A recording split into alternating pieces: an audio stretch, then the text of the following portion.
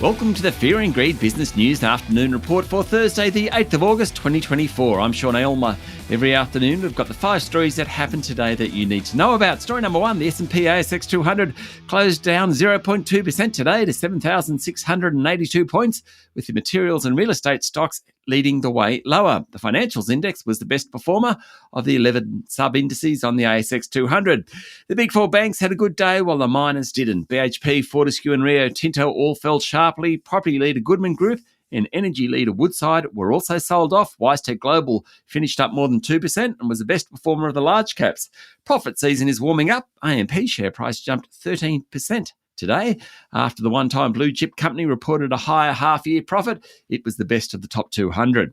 Story number 2, childcare and after-school care workers will receive a 10% pay rise by the end of the year, with another increase to come in a $3.6 billion bid by the federal government to give families assurances about the quality of care received by their children.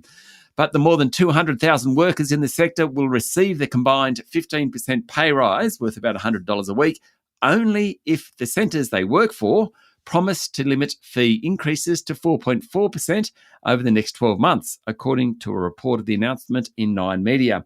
Prime Minister Anthony Albanese said early educators could change people's lives and they deserve to be properly valued and fairly paid. It follows last year's decision to increase the pay of about 250,000 aged care workers by 15%.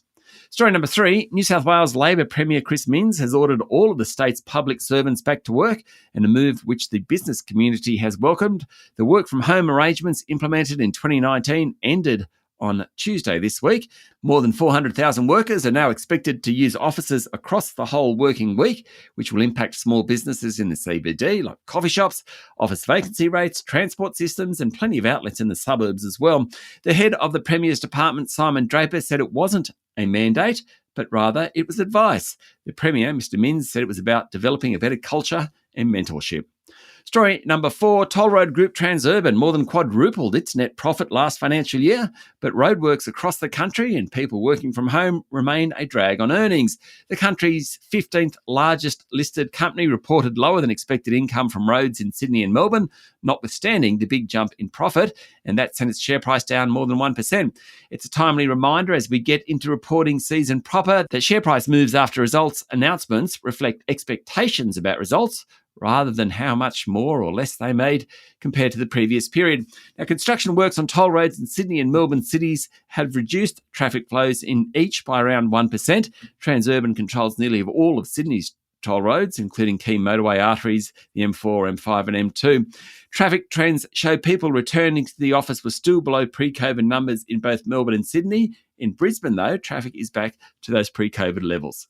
And story number 5, property developer Mirvac made an $805 million full-year loss on the back of falls in the value of its office portfolio and warned that the sector is facing tough market conditions. Mirvac's operating profit dipped by 8% to $552 million, but it was in line with expectations, with the headline loss driven by a $1.1 billion write-down, mainly on older office stock. Its share price tumbled 9% on the announcement today, reflecting the comments about future trading conditions. Chief Executive Campbell Hannon said market conditions were likely to remain challenging this year, but said the company was setting up for recovery. In recent years, Mirvac has moved deeper into living sectors, things like build to rent, land lease, that type of thing, rather than just building and selling apartments. That's it for the afternoon report for Thursday, the 8th of August 2024. Don't forget to hit follow on the podcast and find Fear and Greed on LinkedIn, Instagram, X, TikTok and Facebook. Join Michael Thomas and I tomorrow morning for the Fast 5 by Fear and Greed, the top 5 business stories you need to know in just 5 minutes. I'm Sean Aylmer. Enjoy your evening.